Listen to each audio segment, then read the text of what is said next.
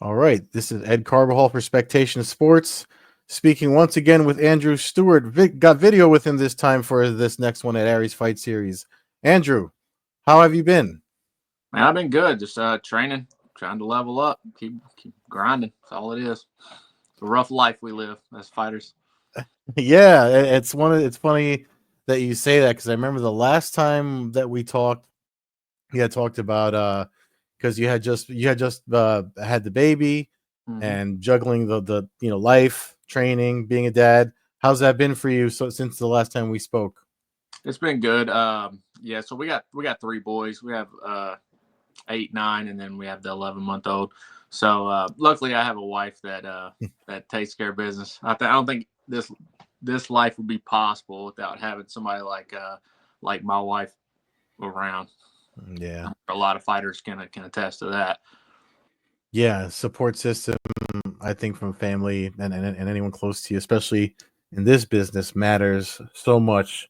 Um, and that's why I guess that's why you've been doing so well. um, yeah, you're undefeated. I remember the landscape of the sport was a little different last time we spoke. When you look at it now, I mean, I know we're talking about the future and how you have your focus on getting the call from the UFC. Sports kind of growing faster than it's ever grown. What's your take on the landscape of the sport right now? I think I love the way the direction the sport's going. I think that, yeah, the better, more athletes, like people that are growing up Hmm. just this sport. Like I grew up playing football. I didn't know anybody that grew up playing doing mixed martial arts. But now, I mean, like take my kids for example. They've been entrenched in mixed martial arts for years. Something that I never even would have thought of. So I mean, I imagine how incredible the sport's going to be at that stage when they get there. But yeah, I think better athletes are making their way into the sport. I think that you got to be more well rounded. I think it's a new generation of fighter coming through. Not a lot of specialists left anymore. So you Mm. kind of have to be able to do all things to excel at the highest level. And I do feel like I'm right there, ready to go. I think I'm ready to compete at the highest level, and I can't wait to do it. You said you got your kids training too. Yeah, so they work like we'll do pads here at the house, stuff like that. Every now Hmm. and then they'll actually come to the gym and participate in the kids class. Like right now they're playing football, and then in the winter they're playing basketball. So it's kind of like whenever they don't have anything going on, then they're at the gym doing jujitsu and boxing. But then we do stuff around here all the time as well. That's cool though. I mean, it's kind of like even when you're not training, when you're not in camp, you still got like your little training partners around, Yeah. and it's nice. That's one thing about martial arts. You know, you're supposed to pass it on to another generation, and it's even better when it can be your own when you can be your own kid. So that's really cool to hear. Um, Before we talk about the Aries event in May, um, the last time I talked to you, I remember you said to me, I wrote it down because it was a quote that stuck with me. You said that you think you needed to get 6 fights before the UFC gave you a call. Is that still the number? Because you're 4-0 now, right? Yeah, I mean, I'm actually hoping I might get a call after this one. I mean, I feel ready to go. I feel like especially if I can get on the contender and fight another up and coming guy. I feel like I have the abilities right now to compete in the UFC. So I'd love to take as little damage to my body as possible before I got there. But yeah, if I don't get a call right after this one, I'm gonna line another one up and Yeah, you keep another one. pretty busy because we Yeah, we spoke it a few times. Yeah. yeah. I actually really like being busy. Like I don't mind fighting 4 or 5 times a year. It actually seems like big gaps in between to me. I'm used to competing all the time. Hmm. Uh, I think it's odd that sometimes it takes 3 or 4 months to go between one fight to another because I'm usually ready to go the next week if I needed to. But yeah, that's the way the sport works. I mean, I've also been fortunate to not take any real damage Hmm. uh, so far in fights. So uh, that my perspective may change more if I have a fight that ends up where I have to take some time off just to heal and then Yeah. get back into it. But I've never had that. I've just kind of dominated one fight to the next and moved on to the next one. So hopefully that Yeah, continue until I'm in the UFC. yeah, yeah. I hope so too. I mean, one of the things that you're hearing you talk about getting fights and staying busy. I don't remember when we first spoke if it was an issue for you because a lot of the fighters under the that we have on this platform kind of say that sometimes it's hard to get fights or hard to get the fights made. Are you Yep, somebody that'll just take the fight to build your record? Because there's there are people out there that are protecting their records even though the records are relatively new. happens a lot. Hmm. And so I'm pretty flexible. I'm looking for fighters that when I win, I can get turn some heads at the highest level. But it is hard to get those people to put their record on the line, especially when there's other, you know, guys with similar records to me out there that are easier fights. So yeah, so like my last fight was at welterweight, and Mm. this next fight's at 195. Like we started at welterweight looking for fights, worked our way up to middleweight looking for fights, and then we got within a couple weeks, 3 or 4 weeks of the fight, and then we just somebody offered a catch weight at 195. Sure, Yeah. I have no problems with it. Which I've said it, and once I say it, I'm definitely gonna stick to it. Anything from welterweight to heavyweight, I don't care. Like my manager might care, my coach might care, but I don't care. So I'm happy to have a fight. I'd been extremely disappointed if I didn't get the fight on this Aries card coming up. Hmm. It's funny that you're talking about the range of weight classes because I feel like there's different. Obviously, you just said you don't care, but it seems like I mean, depending on the fight, and I guess it depends on your body and your genetics too. But like when you're varying the weight like that, some people find the heavier weight kind of harder to perform because your body's heavier and your body has to work harder with cardio wise, especially fight night. Um, Versus people that view it as okay, I don't have to cut so much weight, so it's kind of easier for me. But doesn't that kind of make your body have to work harder too? I don't know how to somebody like you with the numbers you just gave the range. Like how do you handle just staying at peak performance during that gap of weight that you just listed? Yeah, so I think there's benefits to both. Like when I cut down to welterweight, there was some obvious advantages as Hmm. far as like size, reach, and I carry a lot of power at any weight class. So I think that also helps me that I hit like a heavyweight, so I can Mm. it translates between all the weight classes. So that's nice. I think if I didn't have heavy one hit power, that I may be discouraged from going to these upper classes. But when I fight at the higher weights, it seems like slower, easier to find my shots. I kind of just take my time. Cardio's never really been an issue, Mm. but it seems like at 70, if there's any detriment to my body from I can't feel it because I Mm. usually have such a strength and size advantage that it honestly feels like I'm fighting against somebody that's 3 classes smaller than me. Hmm. That's what I did this last fight, anyways. Um, like he was shooting to take me down, and it was like effortlessly, like he was trying as hard as he could to take me down, and it just seemed like I could effortlessly just let him exert his energy, and then from there I took over. Um, That was the Sandlin fight. yeah, Yeah. yeah. So he shot in, tried real hard, so I can get off the cage at will if I want to. But he was working so hard for the takedown, it was like, oh, it was more beneficial to let him continue to try Hmm. because I wasn't burning any energy keeping him off. So he's just too small for me at that weight class. Hmm. Uh, to be honest, like I like Sandlin, super nice guy, but just sheer size, he had no chance in my Hmm. opinion. Um, and then at 85, I have a lot of skills. I have a lot of skill, speed wise, um, that I don't think people account for. I'm very fast, very elusive, very quick on the ground and on the feet.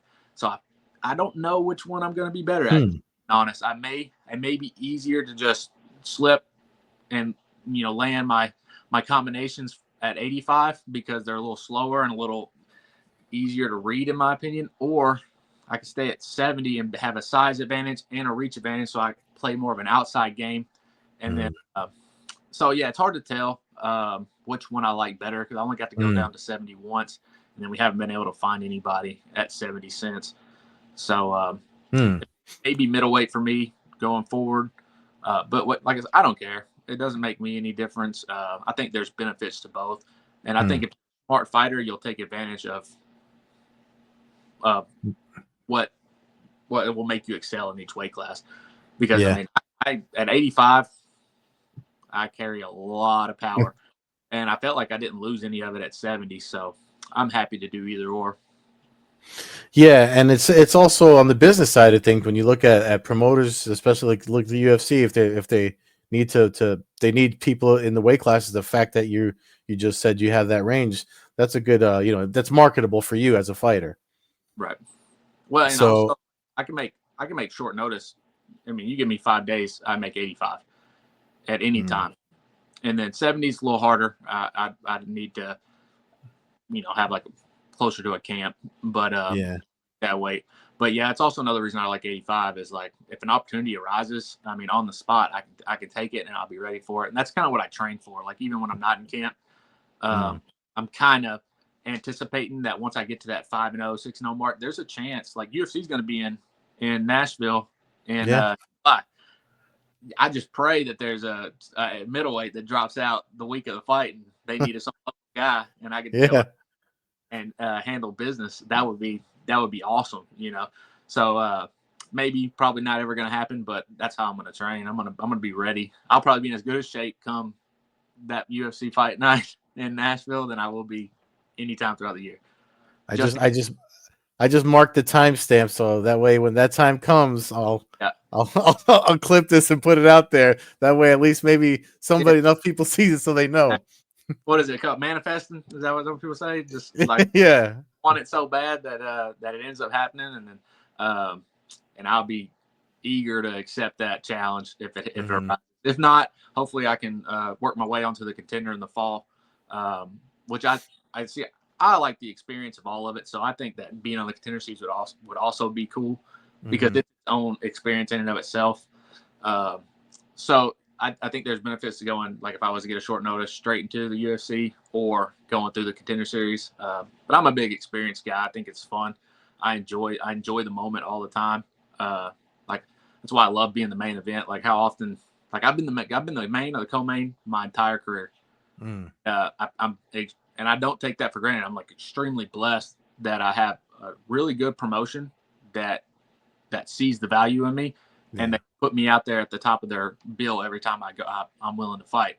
So I don't take anything for granted. I love every opportunity I get. I'm enjoying every fight on the regional scene, and I really, really, really can't wait to try to show what I can do on the biggest stage. Because I think when the lights are the brightest is when I'm gonna stand Hmm. the most.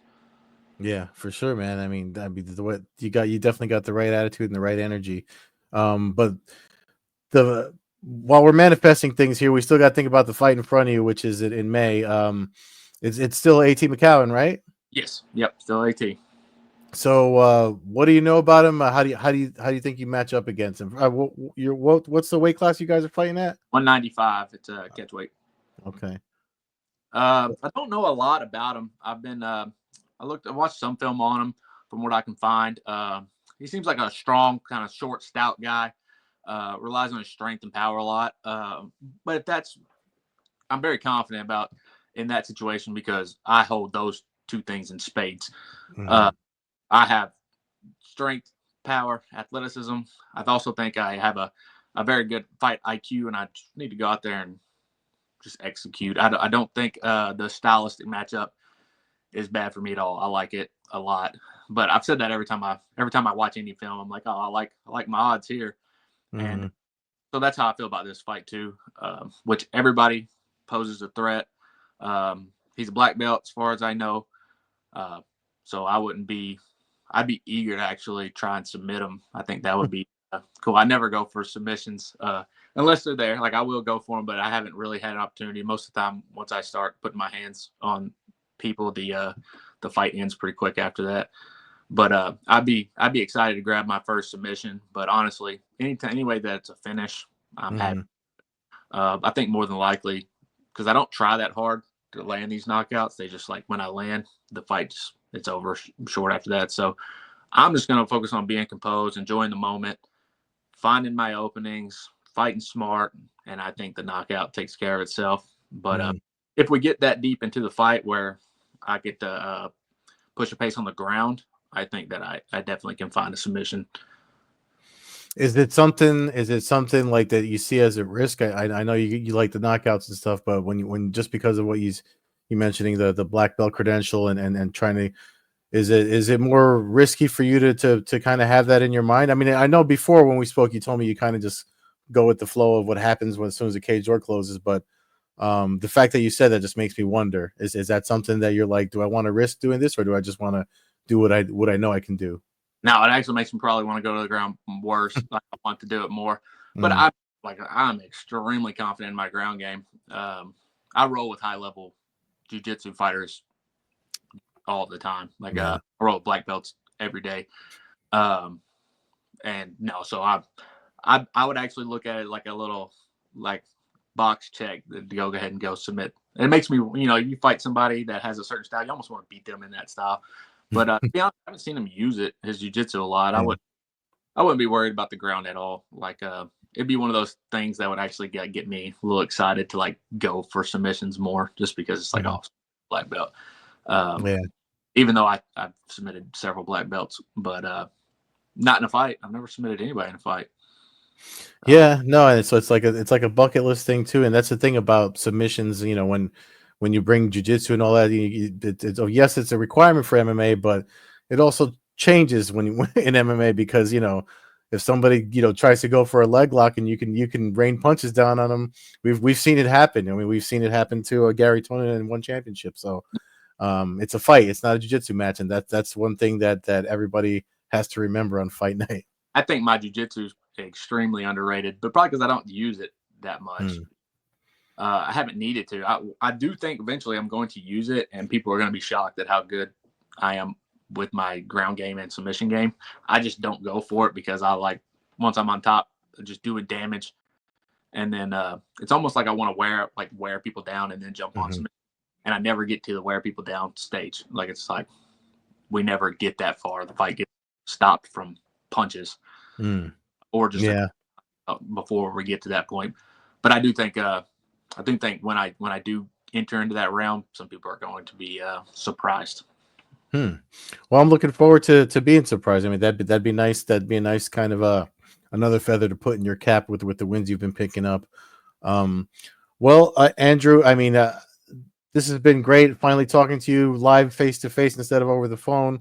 Um, before I let you go, I know you got sponsors, people you want to shout out, but by all means, go right ahead.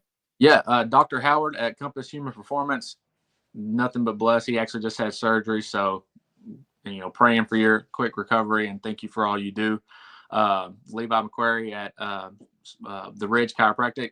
He's one of my sponsors, and then also another friend of ours at Proactive Spine Care in Columbia, Kentucky, um, is Brandon Goodpasture. He's a great friend of mine as well. They used to be under the same umbrella, under their like one chiropractic office, and they both Mm. started business, and they kept sponsoring me individually. So extremely blessed to have those guys around. So yeah, thank you to everybody and everybody that supports. I have a huge fan base.